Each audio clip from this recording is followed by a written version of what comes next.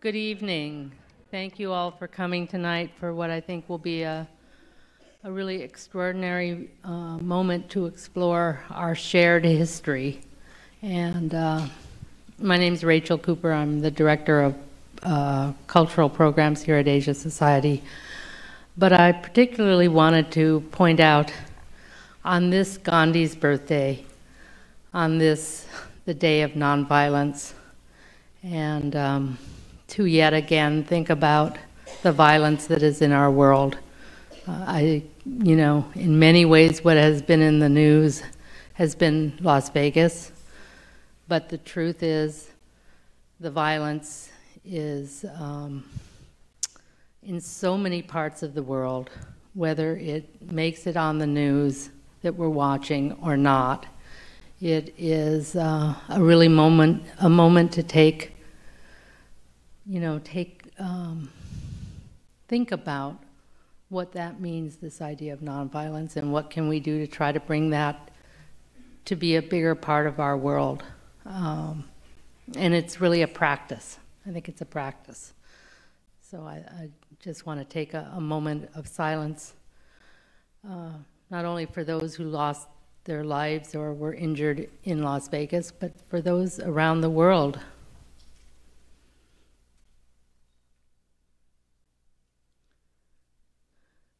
When Ruchira and Gloria and Ellen approached me about doing this incredible program about Kamaladevi Chattopadhyay, I was immediately drawn to the subject, and particularly to be able to do something here at the Asia Society on this day of all days, because it's so potent, and her history is one that isn't that well known, at least by many Americans, and perhaps by many in India as well. So I thought this was a really important time, and this wonderful book that has just come out about a passionate life, and of course we can all think, what does a passionate life mean? And we get to hear it interpreted by an extraordinary group of people. So it's my honor to invite Vishahka Desai, who will be our moderator, but is not only our moderator, she was our president here at the Asia Society, such an incredible, visionary, and inspiring part of the legacy of this institution and of course our city. We could go on, but I'll leave it there because I'm really honored to have this group of people. And Vishahka will set up the context of tonight's talk and also introduce our speakers. So please join me in welcoming Vishahka Desai.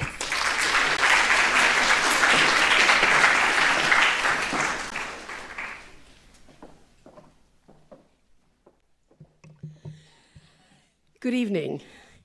It is rather strange to be standing here again, a place that had been my home for 22 years. But it's also a great pleasure to be back in this home that I considered home for such a long time.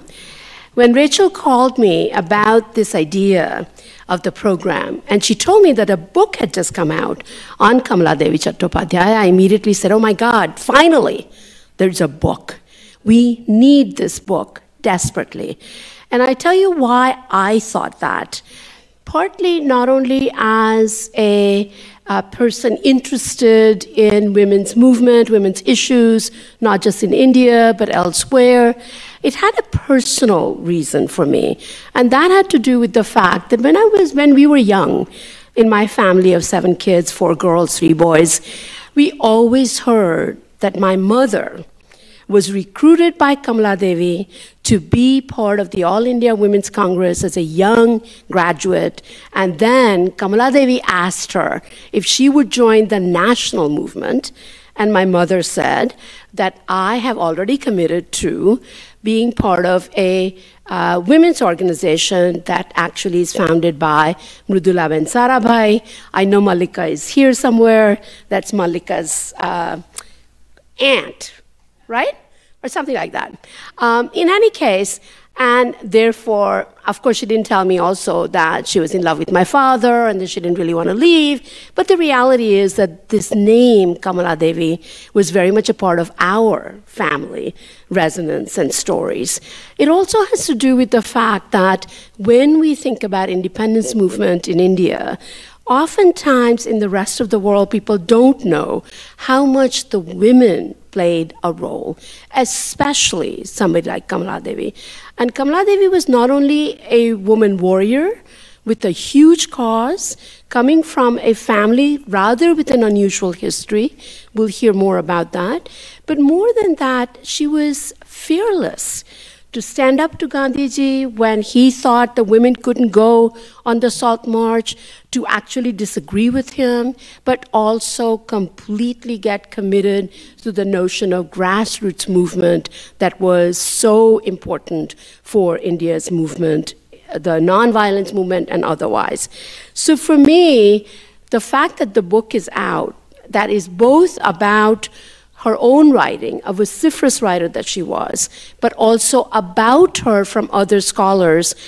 I am grateful, Ellen, to you and to Vinay Lal, to actually putting this book together, because we have an opportunity to not develop historical amnesia, which it seems to me we often think of, especially not just in India but elsewhere. So it is to make sure that these legacies live on, the ideas live on, and they can be also understood better with the test of time. So what we're going to do this evening is that we have three amazing speakers from very different perspectives, and we really want to explore the idea of Kamaladevi both as a freedom fighter, as a feminist, not just in the Indian context, but in a global context, because she was a global feminist, and her legacy and the relevance of her legacy in India today, and hopefully for the world today. So to do this, we will have three fabulous speakers, as you know. And some of you who have heard Gloria before, right on this stage with me some time ago, Gloria Steinem. She needs no introduction. She's the rock star of feminist movement everywhere. But yes, exactly. But the reality is that some of us who come out of Indian tradition, we just say, you know, we claim her. Most people don't know that. It's because of her connection to India and specifically to Kamaladevi. We also are very privileged to have Ellen DuBois, who is the co-editor of this volume, A Passionate Life, Writings by and on Kamaladevi Chattopadhyay. She's a professor of history, another feminist scholar, who we're delighted. She's here from UCLA.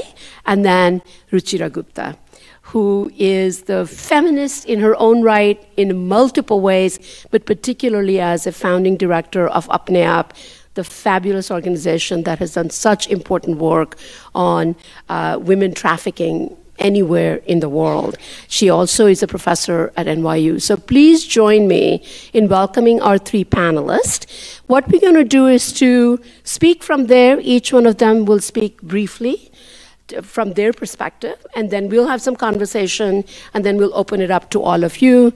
So I know there are many of you in the audience who also have a lot of information. I know, Manu, you are here somewhere, so one of the writers for the book. So I hope that we will have a really interesting hour and a half together. So please join me in welcoming our three panelists. Thank you.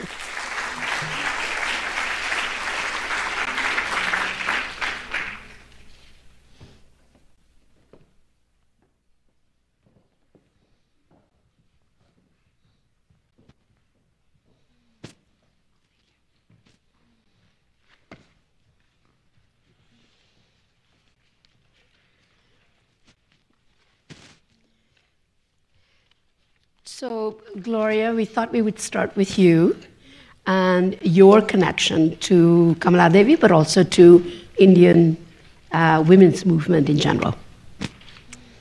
I think our movements have always been connected in many different ways at each era, whether it was the movement of the 1900s or, you know, it's, I think, very little understood how much we were connected. But to explain my personal connection, I should say that after I graduated from college, I went to live in India for 2 years. You may think this was, people did think this was odd, I have to say, in 1956.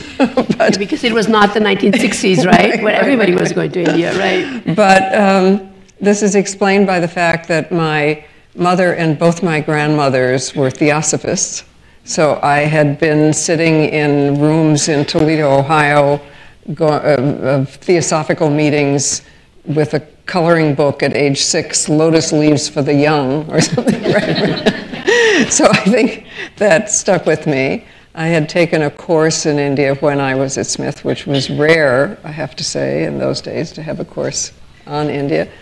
And then there was the very important element that I was engaged to be married when I was graduating, and I had to go very far away in order to avoid. Right. So this mix of circumstances meant that I went for a year and stayed for another year because I found myself in love with a whole different culture. And still my oldest friends are there, and many of my newer friends are there. But it actually wasn't until I'm sorry to say, it wasn't until I went back in the late 70s that I met Kamaladevi, and this happened because Devaki Srinivasan Jain, who had been my friend from before. Who's in the book. And she's in the book. It's an essay. We realized that, or we thought we discovered, you might say, that Gandhian tactics, obviously nonviolent tactics, would be very well suited to women's movements around the world, so we should write a pamphlet about them to distribute to women's movements. So we were very full of ourselves, wandering around, you know, getting his letters, which was mainly the way he communicated with what we thought was a new idea.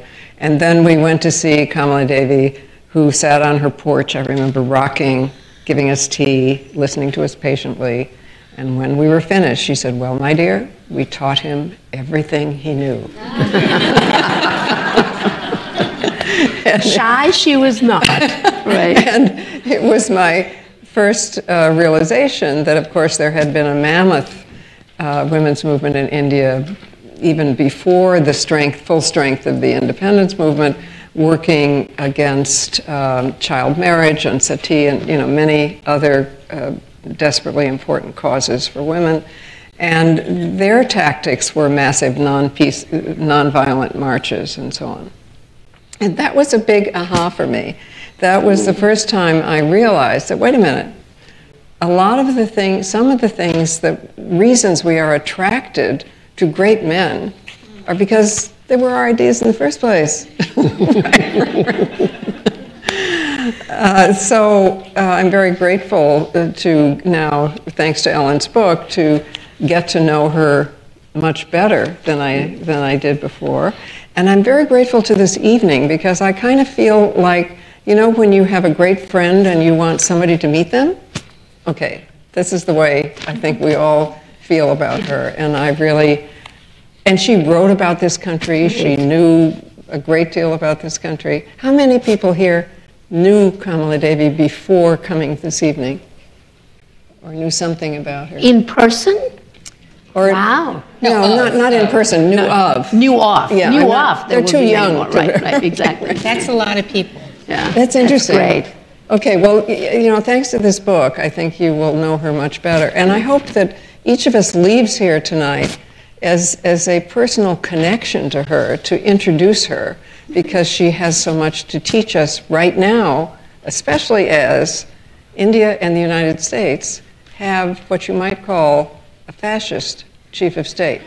I'm just saying. Okay.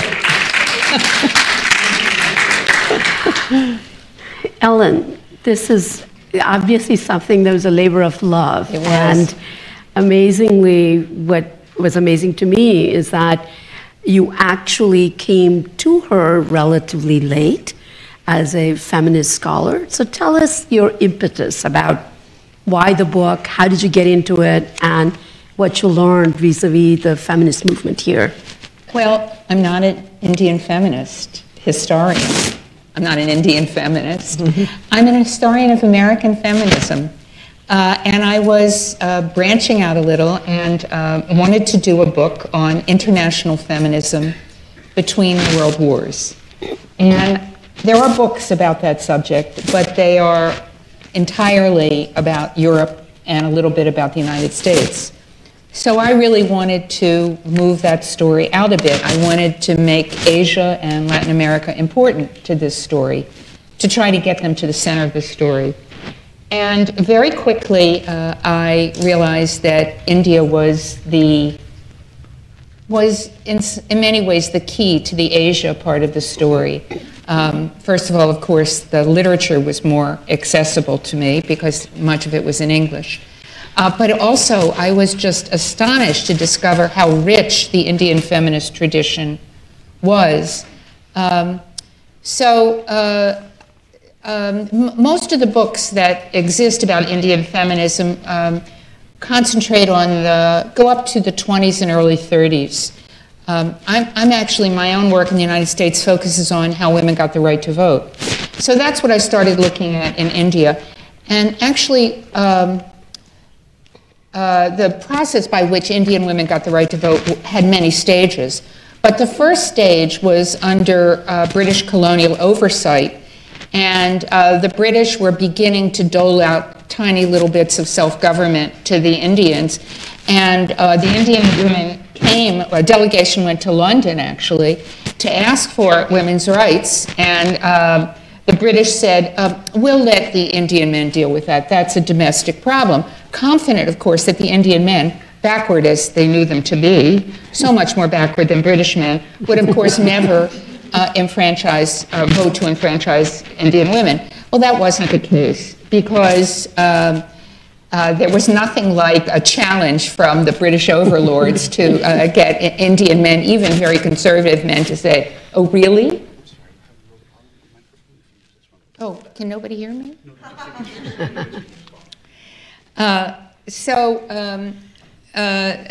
in some ways, the core of the story, then things progressed, and the range of franchises for Indian women grew all the way through to 1947. This is a side comment about enfranchisement, but in places like India, you'll get lots of different dates for when Indian women were enfranchised. And sometimes the date will be 1947, as if nothing had happened prior to that. Anyhow, I was really interested in the interwar period, and very quickly it became clear to me that Kamaladevi, who was born in 1902, I think, was really a rising star in the nationalist movement. I asked Ruchira when we were getting ready whether Kamaladevi was the most important woman in the Congress movement in the 30s and 40s, and Ruchira said, well, her sister-in-law, Sarojini Naidu, was also important, but Kamaladevi had a much greater range than Sarojini Naidu. And she also left such a fabulous written record of so much range that I quickly fell in love with her. I have to say that she reminded me a little of my favorite figure in the history of American feminism, who is Elizabeth Cady Stanton, for her fearlessness, her range, her radicalism. Just one little story. So I was ordering her books. I'm at the University of California, and a book came from maybe Berkeley or something, and it was one of her books, and there was her signature in green ink in the front, and I got so excited. And my colleague, who I had never done anything with, Vinay Lal, who is a great historian of Indian nationalism, was sitting in the lecture hall where I was going when I picked up this book. And I showed it to him because I was just so excited. I had to have someone to see it. And very quickly, we decided we would do a book together. I think probably we had slightly different goals. I think Vinay's goal was to have the range of Kamaladevi appreciated in India, where her legacy has shrunk so that people think of her mainly in one of her last phases, which was she was in some ways, the most important entrepreneur of Indian cottage industries and artisan work. But he wanted people to see that she was a great nationalist, she was a great feminist, and she was an internationalist. And my goal was to get this woman into what I thought of as the pantheon of international feminism. I wanted to clear a little space from the Pankhursts and Alice Paul and have some of these great figures from Asia and from Latin America. And so it was very fortuitous, but we decided to do this book.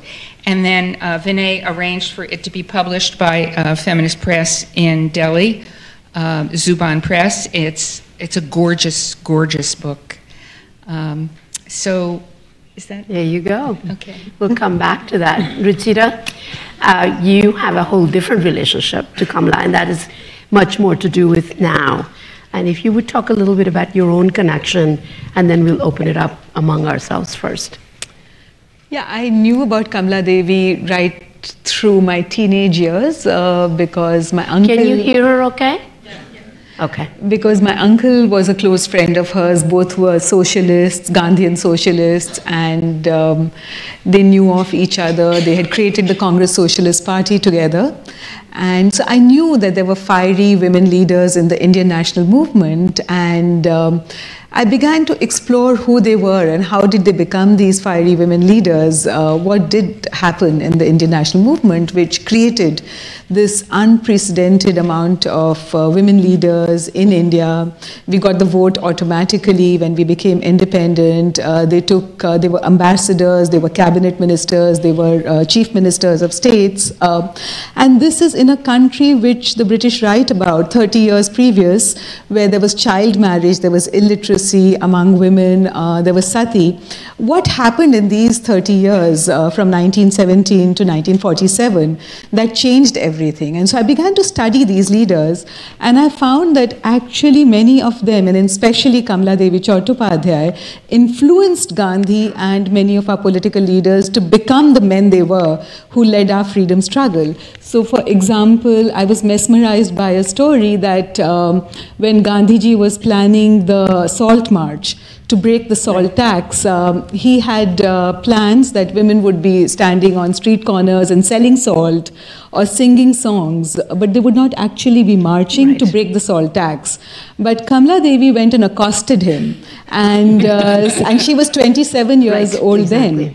And she said, she told him, she said, women have to take part in this historic process. And the reason that they need to take part in this historic process is because they have stood shoulder to shoulder with the men in building the Congress party and fighting the freedom struggle.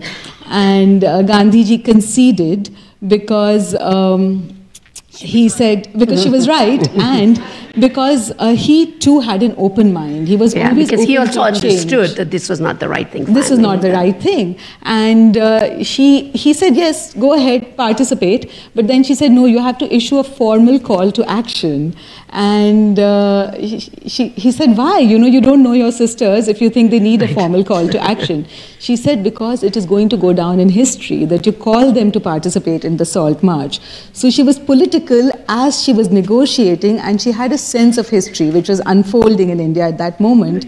And then, of course, you know, what did happen was that the whole world saw photographs of women, Sarojini Naidu next to Gandhiji, breaking the salt tax, marching to the sea, to the ocean, and all of that. And that changed women's participation in India forever. And so that was Kamaladevi Chattopadhyay. After independence, she was brokenhearted by the partition of India. She opposed it. She writes again to Gandhiji saying that how can you allow India to be partitioned? And Gandhiji writes back to her saying that he cannot control it. The younger people want it. And he plans to go and live in Pakistan for the remaining years of his life. And she goes on to do something constructive, which is to create a refugee colony outside Delhi for people from Pakistan. And the colony at that time was based on artisan and handwork, which was so intrinsic to the grassroots approach that Gandhiji was talking about, that when any political action had to be done or any nation building, it must begin from the bottom and go to the top. So what Ellen was talking about, that Kamaladevi is known for her role in building institutions in India, like cottage industries, like the Craft Council, like the National School of Drama, was all part of her Gandhian understanding that change begins at the bottom and transforms at the top, and how that change is connected to what we do with our hands right down to the village level, or up from the village level, I should say. So these were the things which influenced me and attracted me to Kamaladevi, because I think now the way institutions are being dismantled in India, the way fascism is creeping in, women are being pushed back home. We are being told that we have to stay at home and have 4 children. We have to wear a certain kind of clothes, not go out at night. There's a whole new popular culture which is being created. No love affairs, between castes and marriages and religions that have really. So all of this for a young person, these are the issues we are dealing with right now in India. So for me, Kamaladevi again becomes relevant. Right. You mentioned about her relationship with Gandhiji. And Ellen, that's something that it seemed to me in the book. It's very interesting that it is not a servile relationship by any stretch of the imagination, but that in fact there are many things that they seem to disagree on. I wonder if you would talk a little bit about that. I was particularly struck by her notion of birth control. And Gandhiji, who always thought about the abstinence and where that came from, there's a whole lot of reasons why he said that. But there are a number of things like that they seem to not agree. And yet her devotion to Gandhiji is complete. So talk a little bit about that relationship. Okay, Ruchira's told the Salt March story. And also, yes, the story which both shows her devotion to this method and her willingness to challenge Gandhi. I think that they were very similar. You've talked about, is this all right without the? Yeah. Okay. You've talked about the focus on the common people, but also, and I think this is not quite what people think of about Gandhi, they were both very pragmatic. I call her a utopian pragmatist. She had this very grand vision, but she really understood that the point was the process. She writes in one of the selections we have that democracy is a process. It is not a particular quality of the government. Maybe this is what you're alluding to. She was a feminist in many ways, even though, like so many other of the people in the 30s, like Virginia Woolf, who we think of as great feminists, she said, "Oh, I'm no feminist." But in one of the ways she was, is she had just a fabulous private life. She was pretty revolutionary in the Indian context. Yes, she was a child widow. Then, because she had a very progressive mother, she was allowed to remarry. She married into this very progressive, although somewhat authoritarian family, the Chattopadhyay. Yes. How's that? Good. That's good. Thank you. That's good. Yeah. And then he was a very romantic figure, but he was not a good husband. So she divorced him, and she only could divorce him because they'd married in a secular by secular authority. She couldn't have divorced him if they had had a Hindu marriage. So when it came time for her to get an official position on the Congress Party's working committee, I don't think it came out, or she learned that that Gandhi didn't want her on this committee because he was very puritanical in his ideas, and she suffered that. She suffered that kind of discrimination because she was known to be a woman of her own decisions. Now, the other thing you're talking about, which is related to this, is her are her politics about sexuality and birth control? I did want to read something, if I can, Please. briefly. What's interesting about this selection I'm going to read to you is it's written in 1939. And at this point, she's a pretty dogmatic Marxist. And so she writes stuff about the class struggle and all of this. But then she writes, and she's very critical, no, we're not like those bourgeois feminists. Then she says, one other demand, 1949, the women in India are seeking is to their inherent right to the right of motherhood. Social prejudice against birth control is almost savage in its ferocity. Severe penalties are imposed upon those who disseminate such knowledge. And she was, as Gloria has pointed out, she knew Margaret Sanger's work, and she knew Margaret Sanger when she came to this country. She went to New Mexico to meet her. Severe penalties are imposed upon those who disseminate this knowledge. The reason is twofold. The masculine-dominated society always stresses the importance of women as breeder. All imperialistic-minded rulers encourage large families. So that's her 1939 Marxism. But then she goes on and she says, the other reason is because women freed from the penalty of undesired motherhood will deal a death blow to man's vested interest in her. He can no more chain and enslave her through children. And therefore, this war, so it's 1939, this war, which, and she's mostly talking, usually when she talks about war, it's class war. This war, which woman is waging today against man, against society, against nature itself, is against her sexual dependence. For as long as woman cannot control her body and escape the sentence that nature seems to have just decreed upon her, her social and economic freedom would be innocuous. It is for the same reason that man strives desperately to thwart her efforts through religious canons, legal statutes, and social codes. So she was, even at this time where her politics were very class-oriented, she was very focused on birth control. She had one child, so we have every reason to expect she practiced. But I think that what's interesting about that is that when Gandhiji talks about women, how different the tone is compared to this kind of a choice. It's more idealized and reverential. Right, absolutely. Yes.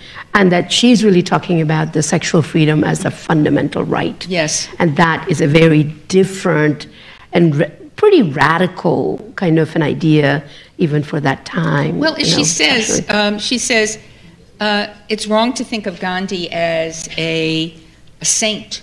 Yeah. Right. Or as a god. She Right. just found him to be she just learned her politics from him. Right. And by that I mean she learned her methods Right. from him.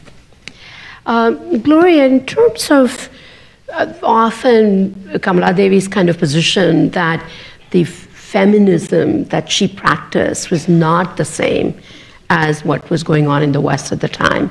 And that idea of the Indian version of feminism, I wonder if, because of your experience with Devaki also, did you find some differences as you were talking to them? Of course, at the time when you went, the women's movement here in that phase was just kind of getting started. So talk a little bit about that distinction between why A, they would make that distinction, and B, how that was practiced. I think there was, and still is to some extent, a large bias against feminism because it's seen as being a U.S. export, if you know what I mean. It's seen as being centered here. Now, I always wondered why in Africa and Asia they weren't equally biased against Marx, who didn't come from Africa. So, Did you come up with an answer? no, yes, it's called Patriarchy 101. Yeah. But I do think that that's part of it. But it took a while, but it's gone, I would say. We always got ideas from each other and support from each other, and certainly I would not be at all the same person if I hadn't lived in India for 2 years. We would not have had, we would have been 10 or 20 years behind in this country, feminists in this country, about economic development. if it hadn't been for Ilabat and Sewa, which is the single biggest women's union, not only in India but in the world, who came here and taught us, as did many other women. So the microfinancing and the microfinancing, right? I mean, right. So it's always been present, but there has been an idea that we had to get over that. The U.S. was exporting feminism, and I must say that some of the so-called revolutionary male movements in Africa and Asia and so on were into that because they didn't want to disturb their patriarchal power structure. So they were saying, no, you know, that's an easier way that's out. A Western idea. But those days are gone. Okay, right? It's different now. I mean, I think at the same time, something to that. I think her antagonism was not so much the United States; it was to Britain. And kind of imperialism and the West. So when she's coming onto the scene, the United States is not a fully fledged imperial power yet. It's rising. I want to use this as just an occasion to say, you've already mentioned this, she wrote 2 books about the United States when she was here. They're great books. As my colleague Vinay Lal says, one rarely gets, often, Westerners go to India and write their understandings, but rarely do you get the other part. And she had, also she's here in the United States during the Roosevelt years, so she actually really appreciates the kind of social reform politics of the Roosevelt administration. And she has access to the highest level. Right, she's entertained by the Roosevelts, which, as you pointed out, how did they know about her? That is really interesting. That she was really, they were her patrons. And the British were after her this whole period because they're involved in fighting the Quit India movement. And the United States, people in the Roosevelt administration are protecting her. So I think at that point, I'm in no way defending the United States against its imperialist excesses, but at this point, her real rage is against the British. Well, and also I think we forget that the U.S. for quite a while was the first and only country that had successfully thrown off colonialism. Right. So, for instance, we've just been watching or many of us have been watching the documentary about Vietnam. Right. Ho Chi Minh lived in New York for a while. When he was a cabin boy on a ship that docked here.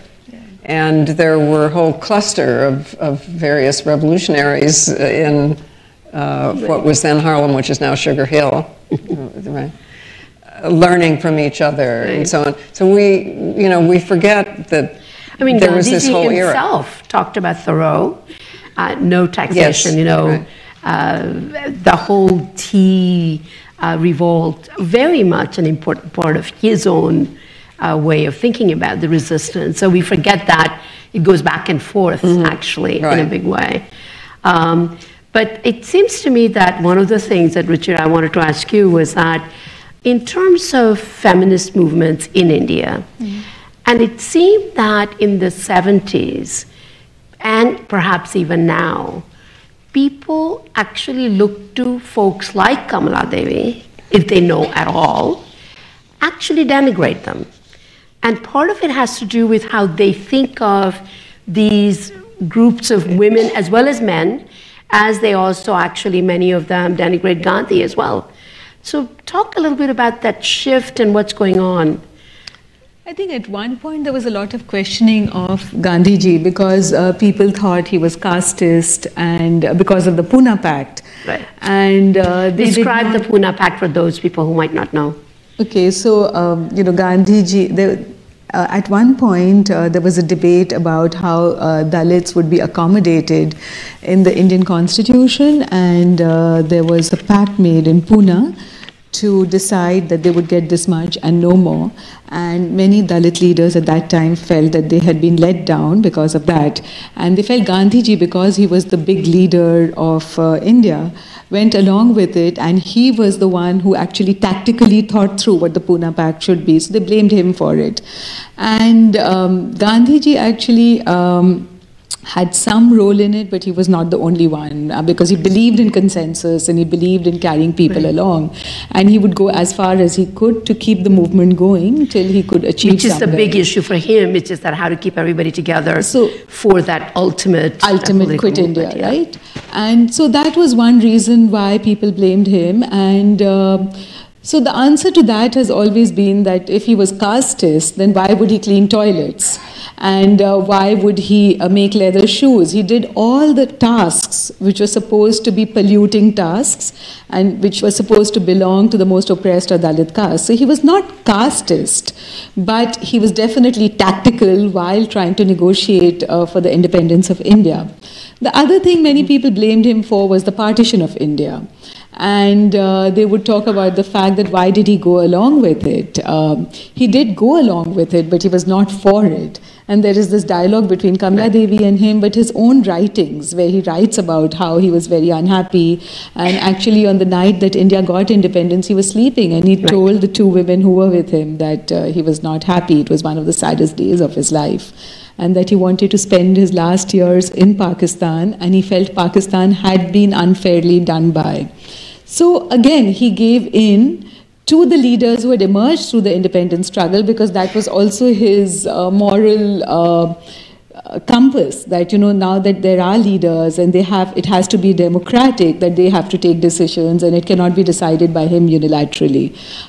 So there was a lot of blame against Gandhi. Gandhian style of development was also considered, it might push India backwards, and one of those things was Gandhi and Nehru have this dialogue all the time about the kind of development that India should engage in. So, you know, Gandhiji wanted the Gram Swaraj, or you know, economy which is rooted in village life in India, where people make things by hand and exchange things, and rooted in agriculture. Whereas Nehru felt that we had to build industries. So Gandhi was Jefferson and Nehru was Hamilton. Something like that, yes. Something like that. And so again, you know, there Kamaladevi comes in, because she had informed Gandhiji to a large extent about how women in India lived, what they made, how their lives were woven around agriculture and making handcraft. And so, you know, and that is what Kamaladevi continued to do after independence.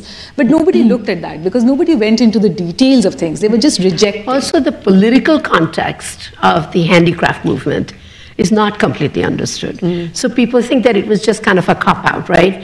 That she now is doing this little nice, soft things without understanding that it was back onto the basis of village development and why that was important. Yeah, one of the things I noted in my introduction is that in the period in the 50s, in the 40s and 50s, politics and social reform were counterposed. Right. Politics was what men did, social reform was what women did. And she was always enraged at the idea that social reform, or even what she called social work, was so denigrated. And one of the points I make is that the post-1970s feminist movement, women's liberation, right, that's in the book, helps to repair that. Just as we talk about how women's liberation made the personal political, it also made the social political. And that's part of what I think has brought Kamaladevi back, her insistence that, that the nature of the society was itself foundational and had to be changed. And just political change was, in the narrow sense, was insufficient. I guess the other point I want to make in connection with Ruchira's story is that we all know that going from being a revolutionary leader to a leader of a nation is a very difficult move, and very few people have done it. And Gandhi didn't do it. He chose not to. And she said at the time of partition, she said when she lost that battle, she said, "I'm done with politics. It's not what I was set out to be." So she made a choice. She could clearly have been a minister in the government. But I want to just add to that, qualify what Ellen is saying, that on one hand she said she was done with politics, but her entire life was completely political. Right. She just chose a different kind of politics. Right. That's why I think even the handicraft thing is a political statement too. She may not be in politics, but it's, Well, and it's important. I mean, right after independence, it seemed like these quote-unquote masculine priorities were, you know, steel plants and airlines and so on were primary. And she was pointing out the importance, I mean, you know, millions and millions of people who are employed doing handicrafts and so on. But incidentally, that turned out to be a way more major export and more valuable economically. And I mean, think about it. How many people here have something on made in India, right? Okay, and have, you know, for a half century. So it was economics, and she just was trying to degender economics. Yeah, one of the things I learned from this book and from her protege, Devaki Jain, is that I never quite understood what feminist development politics were. And Devaki wrote a really good book about this, and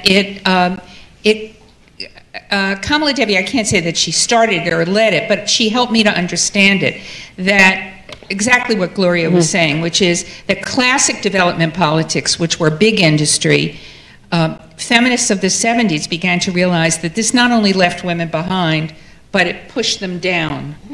And it is very clear that Kamaladevi thought that working at the cottage level was something crucial for women and for women's economic independence. It was how they were going to have an economic role of their own. So she's the development of this feminist development politics, which occurs mostly through the intervention of the global South in United Nations politics, gives her, in some ways, a new lease on life in the late 70s. Right. I mean, one of the things in the book that also comes up is her internationalism and her connection to other global South leaders, as well as in the Human Rights Commission, which is in the book as well. And it seems to me that that too is not always understood, that as early as in the late 30s and early 40s, that she is going around. Now, the question I have is that I have not quite understood why and how, when in 42 Quit India is going on, 41 is a very powerful time for the movement. Why is she traveling outside? And what's really going on? I think the story I've been told is, well, two things. One is she was defeated. The story I told about her not being allowed to be in the Congress working committee. She felt there was no room for her. Then this lone child that she had was going abroad. He was going to England for an engineering degree. Ram, right? I think he came to MIT. What, Manu? MIT, United States, yeah.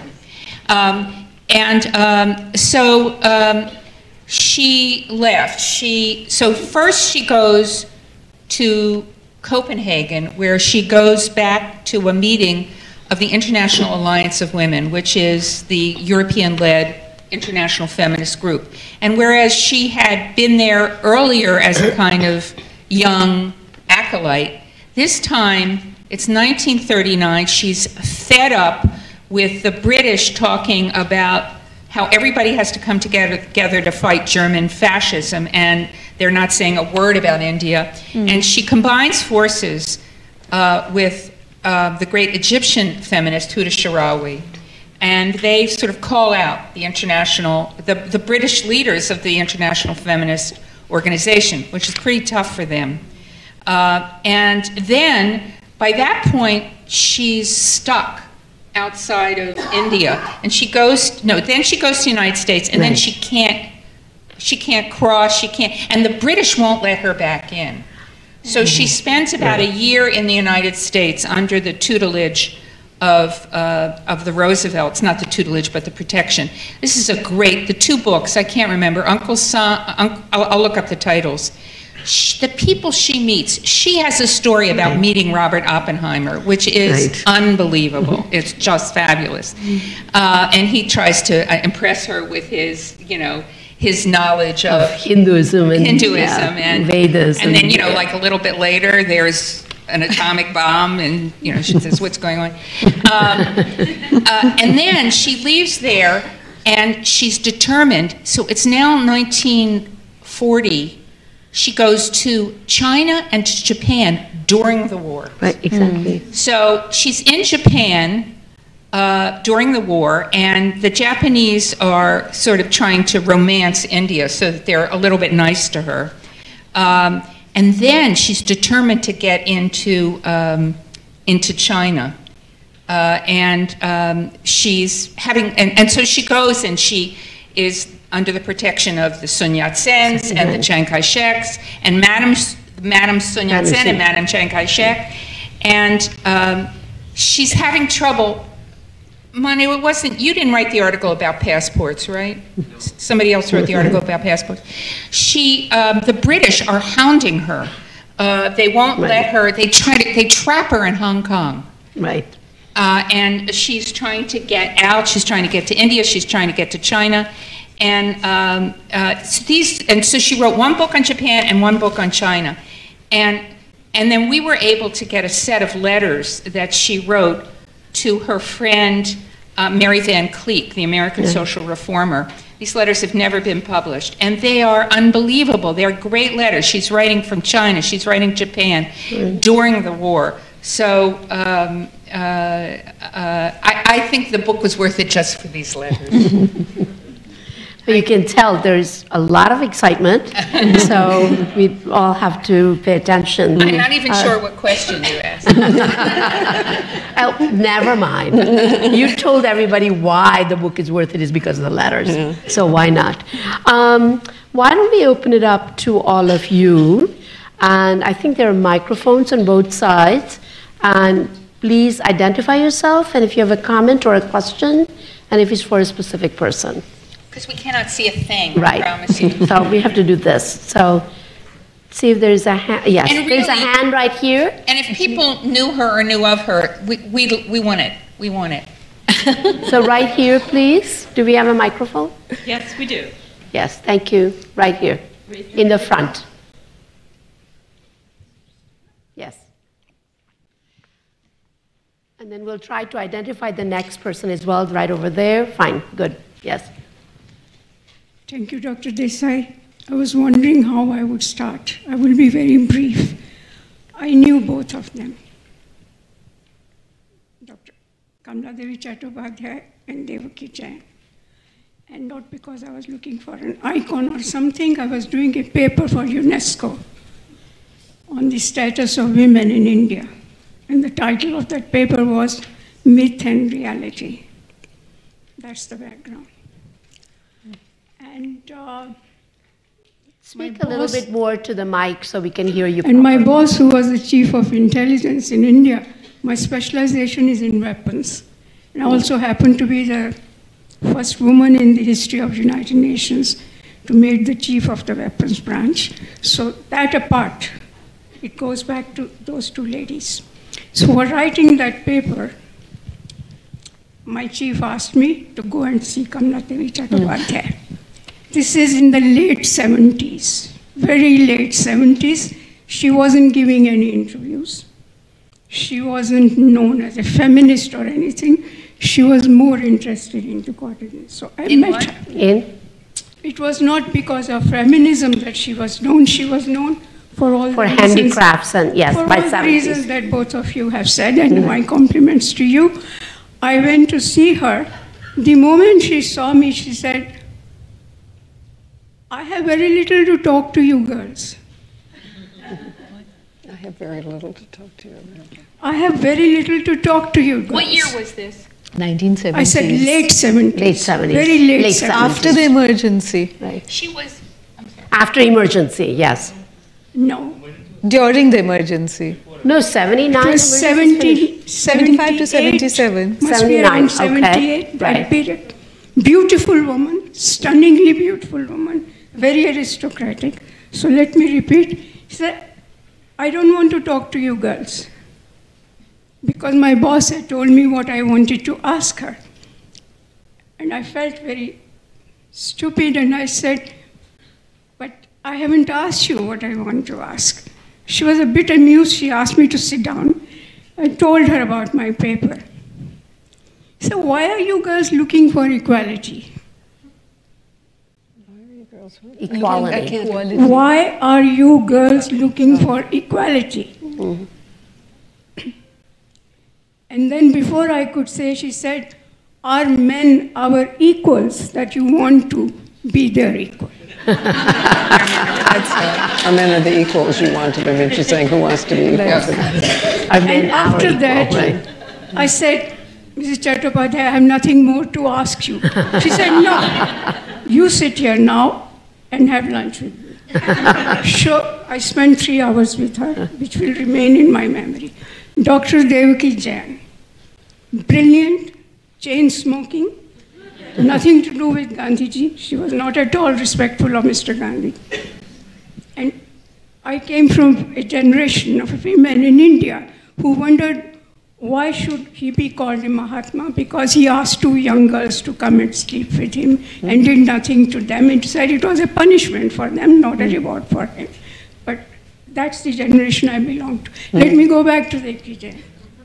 Chain smoking, stunningly beautiful, excellent economist, just was dumped in my room, in my office, because my boss had something else to do. And she said, hey, did you see Kamla? I said, yes. And I said, I'm doomed. I don't know what happened. She said, I have a question for you, writing this paper for UNESCO. What do you want to become? So I said very politely, I said, Dr. Jain, I don't want to become anything. I want to be somebody. So we stayed together for another couple of hours.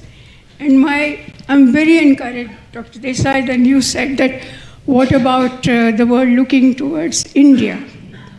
I do not know any other culture or religion in the world that has got as many goddesses as we have.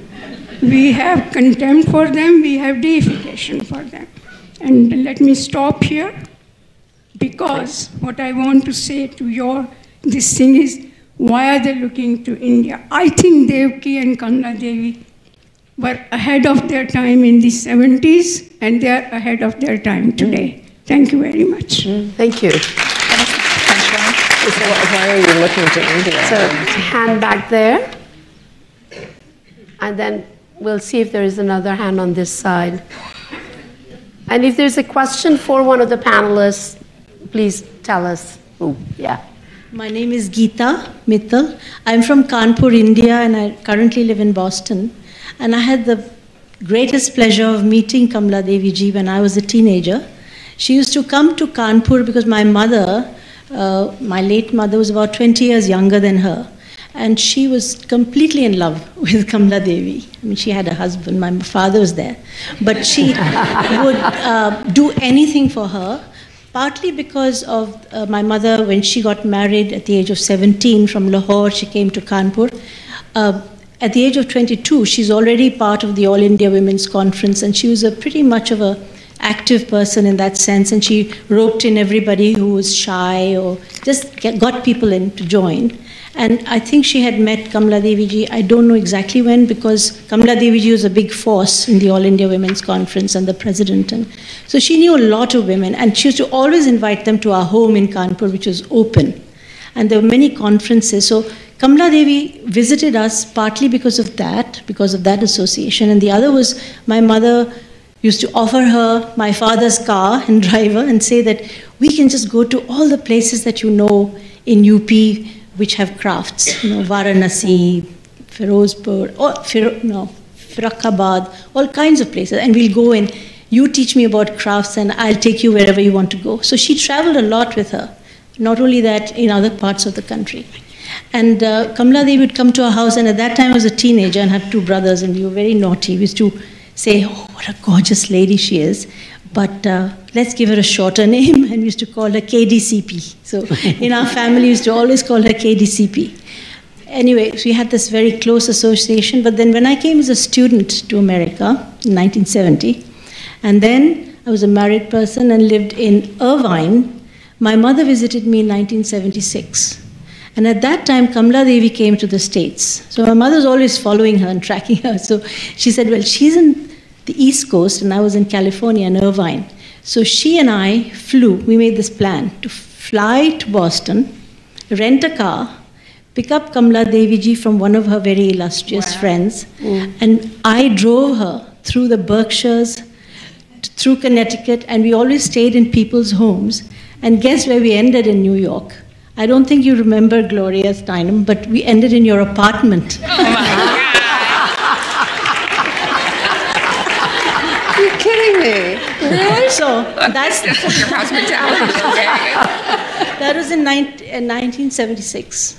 So anyway, I have many, many stories about Kamaladevi. You've done the academic possible. You've done. You were telling me that she was in my apartment. There you go. 1976. To her place in New York. I was in your apartment, so she was In my apartment. Thank you. Thank you. I'm putting a plaque on my apartment. There you go. Manu, Yeah. we have one of the contributors to the book, and I wonder if you might just say a word on what you have learned and sort of your assessment of Kamaladevi. Whose hand are Can we give Professor Bhagwan right in the middle?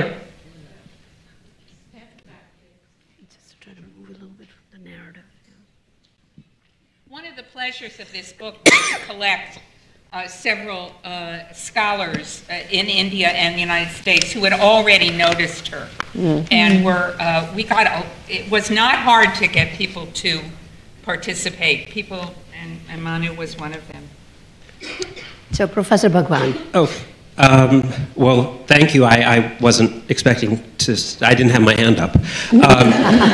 That's why I called on you. Well, thank you for a very enlightening discussion, and Ellen for putting together the book. I don't have a lot to add because you've filled in, you've sort of filled in the picture so well. My interest in her has to do with her work on the Human Rights Commission and her work in international affairs, and in particular some of the ideas she pushed through in terms of implementation of human rights at an international level. I guess I'll throw this out as a question for the panel, for all of the panelists to talk about. Kamaladevi fits into a bigger picture of Indian women participating at all levels, and Ruchira, you In the UN, right? No, sort of broadly. Generally in the Yeah, society. you have Aruna Asif Ali, you have Vijay Lakshmi Pandit, you have Hansa Mehta, Rajkumari Amritkar. You have a long list of these kinds of folks. Could you maybe fill in a little bit for us? How do you have such participation at such an early stage? Are they all in conversation with one another? Where does Kamaladevi fit into that? Yeah.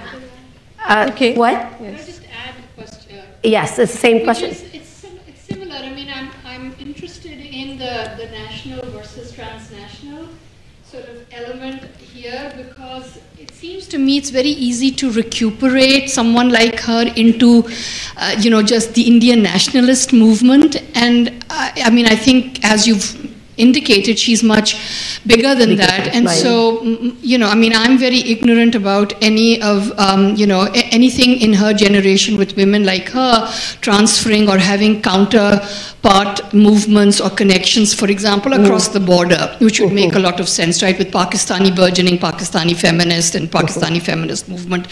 So I'm curious if you found anything of that ilk with her. And largely, since you've already mentioned the Global South and you've mentioned, Huda Sharawi, were there, and does your book mention these, but were there kind of particular agenda or action items that were presented for forging those kinds of connections around particular issues having to do with women's economic, political rights, which would be quite different, I imagine, than certainly a kind of liberal Western feminist agenda, right? So I'd be very interested to know what you what you found about that. Thank you. So there's a kind of a two-part questions. One, what Manu is throwing out, which is this notion of number of other women who are there, and then to amplify those who are in the transnational side of things in addition to the nationalists. So let me answer the first part first. First of all, I don't use the term transnational. I use the term international because that's the term they used. And one of the things that drew me to her and to other Indian women like Hansa Mehta was that when I looked at the early years of women's rights at the United Nations, I'm talking 1947, U.S. women are not only not there, they're opposed to any kind of international feminism. Ditto UK women. All of the major figures are either Asian or Latin American. A lot of Latin American women. So in some ways, this was the driving force of my larger book on international feminism. So the idea that we sometimes get that an international feminism that is not just Eurocentric starts with Mexico City in 1975, not true. The United Nations, from the beginning, the Commission on the Status of Women, would not have been there without international Indian women. And also, who was the Indian man who was head of the Human Rights Commission that allowed the Women's Rights Commission, the Commission on the Status of Women? I have to look up the name. I know that there was an Indian women ambassador called Vishahka Pandit. But Hansaben was very involved with the Human Rights Commission, right? Yeah. Right. So when they make a presentation to have a separate Commission on the Status of Women, which couldn't have been more important, if women, as Eleanor Roosevelt wanted, would have been subsumed under the Human Rights Commission, we know what the Human Rights Commission became. It was a terrible political football, and so there was an independent Commission on the Status of Women that nobody but a handful of international feminists cared about through the 50s and early 60s, and they were able to proceed and do their work. So that would be the first part of the question, and so I'll make Ruchira answer the hard part. I'll try my best, Manu, because this is a long answer, but basically, the legacy of Kamaladevi precedes her because there was a very robust women's movement, which Gloria alluded to, and those women were the ones who asked Kamaladevi as a young 19-year-old to fight elections. And this movement was started by women in different parts of India. And much of it was in Calcutta, where there was a whole group of women, including one of the Tagores, who were fighting against or for widow remarriage, against illiteracy, against child marriage, against sati. And there were such women in each city all across India because there was a reform movement going on. And when young men and women were thinking they have to challenge colonialism, they were also thinking that they have to challenge something which was pulling Indians and India down. And so they were looking at what was going on. Many of the young men went abroad to study. They took their wives with them. They came back with ideas which were happening. So there was a lot of interconnection and interdependence of ideas at that time. And so when Kamaladevi is asked by Margaret Cousins to stand for election, she says that suddenly she discovered that she was a leader, she could speak, and that's how she began to participate more and more politically. And there were other women who were already doing so before her. The All India Women's Conference existed before Kamaladevi. And then it continues, and they keep mentoring other leaders. When Kamaladevi goes to jail, for example, after the salt tax, after she breaks the salt tax, and there she sees other women, she starts organizing them, she starts putting flowers in her hair. There are prostitutes who are in jail opposite her. She starts talking to them, understanding how women who were destitute lived, and also understanding different things, as she also learns from Gandhi, that how is he able to build a mass movement. And one of the things which she appreciates about Gandhi, which she then imbibes into her life completely, is the fact that he is the first leader who thinks of a way that the poorest of women can participate in the freedom struggle. So he chooses tactics like spinning, which any woman in any village can do in her home without having the mobility to go out. He chooses things like picketing, which again a woman can do. He chooses a whole campaign against alcoholism so people can go and protest liquor, or burning of cloth made abroad. So he chooses things in which women can participate, and that's when Kamaladevi writes in her own writings that she begins to understand that democracy can be very participatory and movements can be very participatory. And then of course she has her own influences. She's the first one who travels so much that she understands fascism, which Indians at that time did not understand wholly or fully. They were so preoccupied with colonialism. And she begins to think about how the women's movement can challenge fascism. Much of her writings comes from looking at that, besides class struggles, besides looking at bottom-up approaches, which she continues all her life. And even in terms of sex and sexuality, she challenges through her own personal life. Just as Gandhi says, my life is my message, so is Kamaladevi's. She has numerous affairs. The Indian national movement was a flesh and blood, flesh and blood movement. So nobody was a saint, and she always says Gandhi was no saint either, which Gandhi himself also says. And even the time when he sleeps with the two women, he actually believes that sexual desire causes a desire to rule and dominate, and the partition of India was somehow connected to this desire to have property, dominate, and have an ego, which is what he's experimenting with. And one of the women who slept with him actually writes a book later in which she says that he subsumed his sexuality to such an extent that she almost felt he was like his mother. He was like her mother. So she writes, Bapu, my mother. The book is called that. And she was his niece, right? She was one of the nieces, yeah. One of them.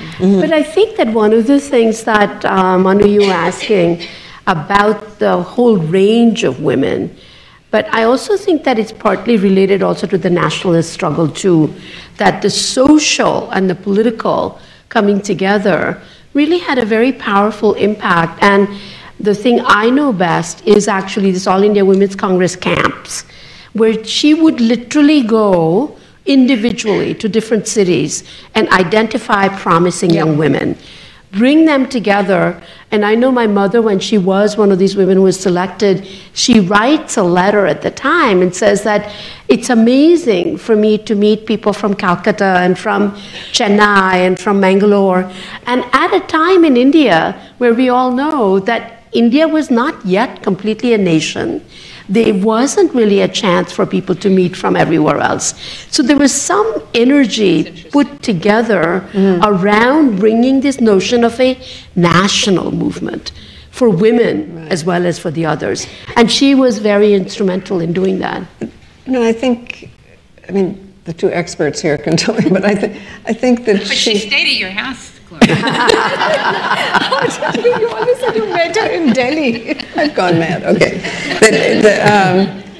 I think she understood, or at least challenged, if she didn't name it, but I think she named it, that the idea, politics is what happens to men, culture is what happens to women, but it's all power. It's all about power, right? So the first step in every hierarchy is controlling reproduction, which means controlling the bodies of women. So, she wasn't in her actions dividing things into political and cultural, because that is, the world is divided into two kinds of people, those who divide everything into two and those who don't, okay? And she did not. Right. The political was cultural and cultural was political. No. She was just seeing life as it really is. And some of the things, I don't want us to get, too far into the past without seeing what we can learn from her now, And some of the things are just, it is what we can learn from her now. But some of the things were just so simple. And one of the things I put in my introduction, which totally struck me, was that Devaki had been part of a large group that was giving her a prize toward the end of her life. And she, Kamaladevi, would not accept the prize on stage. She only would accept it in the back of the auditorium, so that the people who were first here would be last, and the people who were last would be first. Okay, so just the most simple actions to overcome hierarchies, to overcome this kind of division, to see that we can be a circle, not a pyramid, you know, to take handicrafts and make them the big export. I don't know, you know, it was all about, it seems to me, in various ways, overcoming these hierarchies. And I think that's where she was so Gandhian, because she understood the means are the end. You know, and that is so essentially Kamaladevi. Like, she challenges him, she you know, differs with him, but she also understands him more deeply than so many other people who never challenged him. She knew the specialness of that method. That was important, I'd like to try and answer this question if I understood it at all. I was looking for a selection. All right, so I think it's important to actually to put her in time. She dies in 89. She writes her biography in 83. You know, she's really at the end of her life. So there's a piece here that we discovered. So 1975 is Mexico City, right? 1975 is Mexico City. And each, the first UN International Conference on Women, and each country was supposed to have, to survey its own activities and do something about it. In fact, as we now know, the Houston Conference, even though it came after Mexico City, was the United States version of doing a national conference for this international project. So Devaki, who, I don't know how old she was, maybe she was in her 30s, put together a book called From Indian Women, and she asked Kamaladevi to write the introduction. So at this point, Kamaladevi is in her 70s. And let's remember, so, you know, the women's liberation is just pretty infant at this point, certainly as an international movement. But the thing she says, so she's not able to talk about a vital, thriving mass movement of women in India. But the thing she says is that the post-independence generation has gotten too used to thinking about the state as accomplishing everything. That's right. And that people now think of independence as being so you can now have a career, and you know that your ability to be free is entirely about your individual development.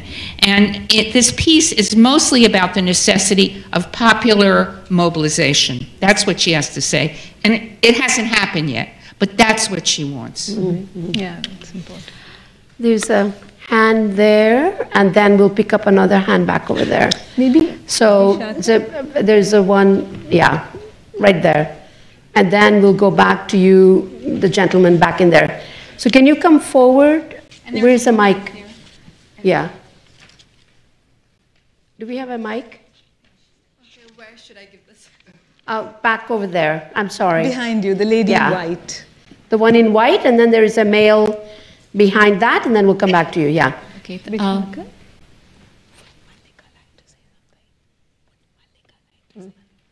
Can I ask my question? Yeah. Okay, well, Please. Thank you for this terrific discussion. I wanted to ask a question to all the panelists, but probably starting with Ruchira.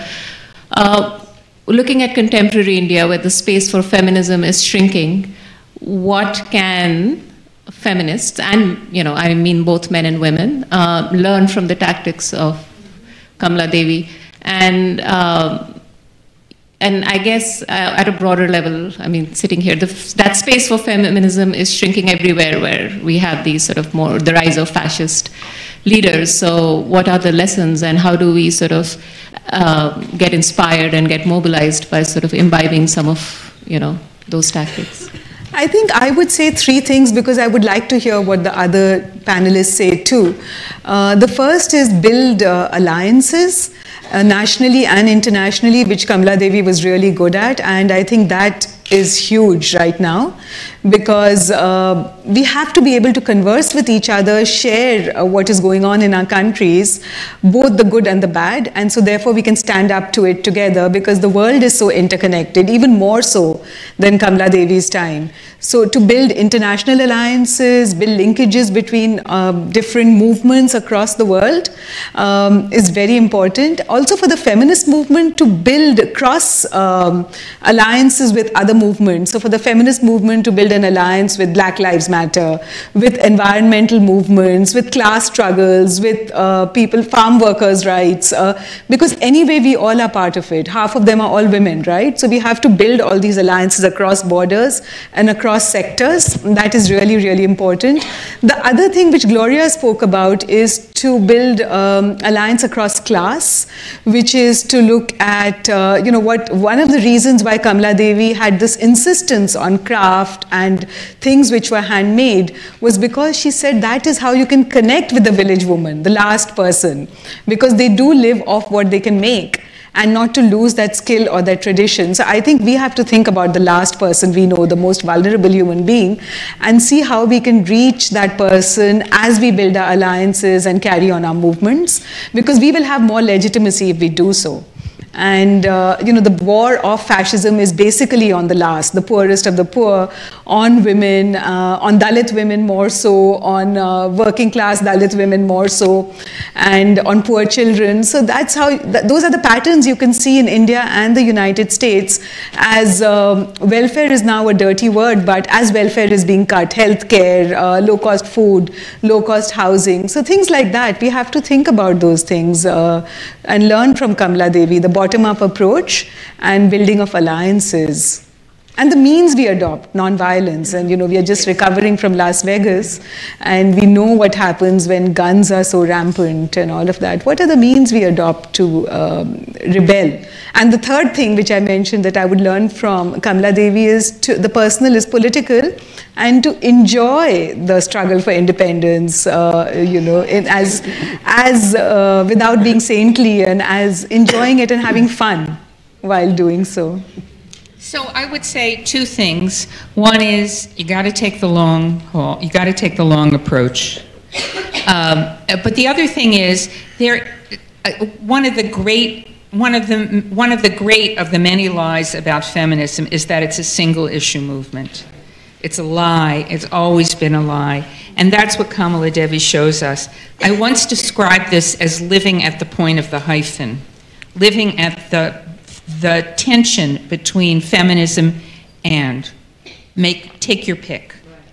But she lived there, and so that's my point. I won't repeat it. And I just would want one more word. It's politics of listening, which is something we were talking about before. So it's not just the grassroots, but truly understanding people where they're coming from, especially those who are at a different level of the society, that she really, really believed in so fundamentally, that I think is so relevant right now.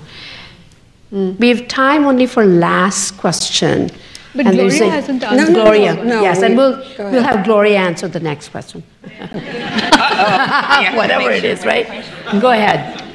Well, Ellen mentioned the importance of Marxism to her in the 1930s in terms of understanding the natalism of imperialism and so forth. And you mentioned just now, Ellen, the living at the hyphen. Did she break with what happened later? Because I'm thinking about how extraordinary Indian Marxism in the 60s and 70s was, and whether she had any connection with it or not. I'm not thinking so much about the communist parties as the intellectuals. Well, I don't know about the intellectual work. She was very anti-communist. She felt that the communists, and I don't mean in a kind of right-wing anti-communist, she felt that communists were always taking the short way out, that they believed in shortcuts, and she did not believe in shortcuts. She understood that social reform was a slow and laborious process. I don't know enough about the history of the Indian left to really answer this, but I do know that she was definitely a democratic socialist, and you probably know this. Well, she's very close to Ram Manohar Lohia, who is an ultimate, There were major certain things socialist that Indian leaders. communists did in certain points that she hated. Well, I don't know the connection exactly, but M.N. Roy, who was the head of the Indian Communist Party, left the Communist Party because he could see that it was controlled by Russia, and he really named the big problem of Marxism, which was that it kind of told you that the ends justify the means, when in fact the means become the ends. Right. And we should remember that Marx and Engels got their inspiration from upstate New York headquarters of the Iroquois Confederacy, the Haudenosaunee, who were the group of 7 big nations in North America. And that was their idea of primitive communism, but they left out the big, big thing, which is they understood that the means are the ends. And so M.N. Roy left the Indian Communist Party and founded the Radical Humanists. So in a way, they were following the same rejection of this kind of the ends justify the means hierarchical approach. What was it, something that the Indian Communist Party did during the war? Do you know this part? No, I don't. Yeah, they were obeying the Soviet Union, that was the problem. So who were supporting the British. We've come to the end of this program, but I'm going to ask my colleagues here. Oh, the very last question. Okay. I'm sorry. Thank you very much. My name is Kader Abadi. I'm former UN official and author and United Nations correspondent. I thank the distinguished panelists for a very stimulating evening, first of all. And the figure you have been talking about is very interesting. She has so many aspects to her character, but one thing that comes out of your discussion is that she was involved, as Professor Desai said, globally. The others used internationalization. So I would like to ask a general question. How significant was the role of women in the struggle for independence and national liberation worldwide? Thank you. Oh, worldwide, I don't know. That's the last question. That, I think, worldwide, I don't know, but we could at least talk about the Indian context. Okay. All right, here you go. It was as much women who led the struggle for independence in India as much men.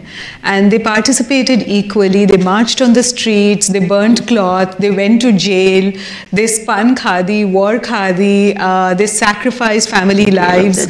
So the Indian women were as much a part of the freedom struggle as men. And they also threw bombs.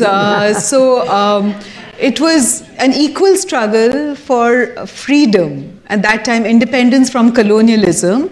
And then Kamaladevi, of course, went on to define that freedom in many different ways by setting up institutions in which culture, craft, art played a big role in building our consciousness, our independent consciousness. So she continued on that path. And economic development, of course, as you've heard, Indian women then continued to play a role in the economic development, which was more feminized, which was based on what people could do at the grassroots.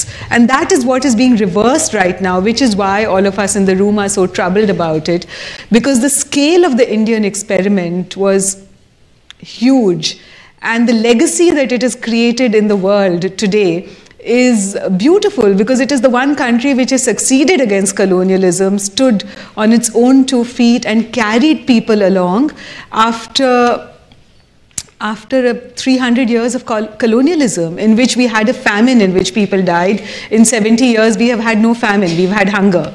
So there are lots of things which we have tackled, and that is being dismantled through a new form of fascism, which is emerging in the world right now.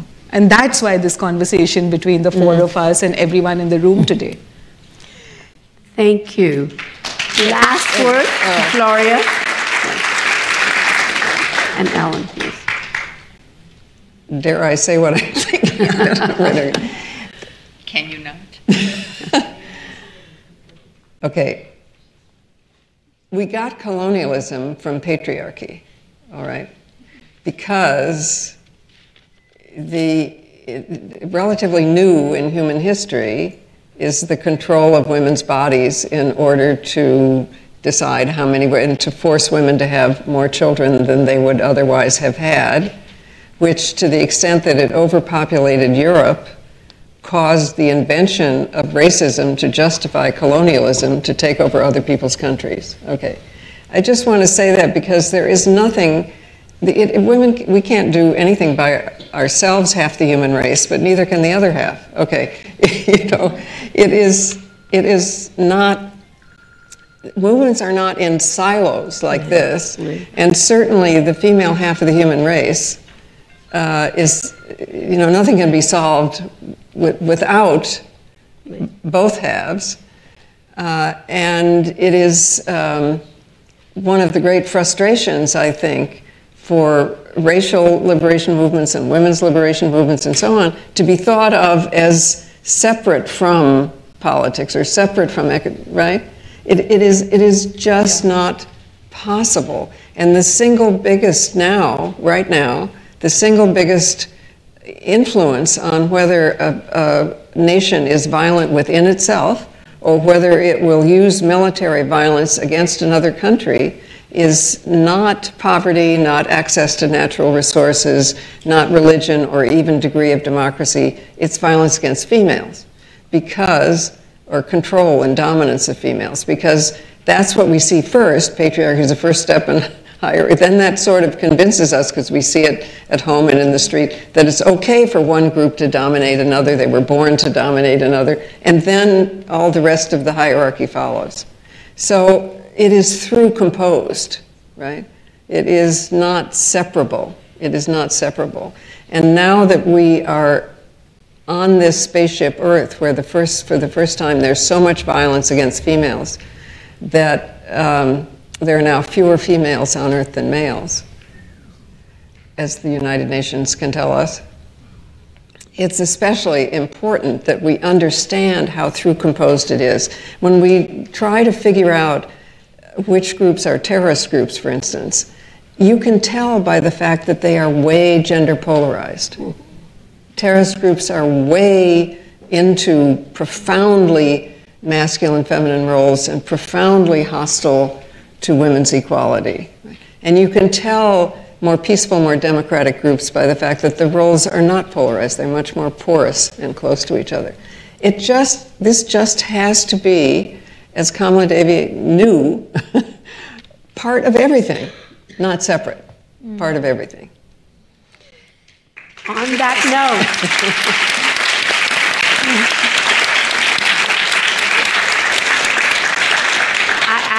I have to say, I want to personally thank the Asia Society for this. It's a little book, and it's getting the attention it needs from the Asia Society. So thank you so much. Well, thank you, Asia Society. There you go. But thank you all for coming. And I think that if Kamaladevi was here, she would have been very pleased to have heard the last things that Gloria said. And I have to say, there are books at the bookstore. Right. That's very important. Signed books are available outside. And it's a great book, and I mean that in a completely non-personal way. Thank you.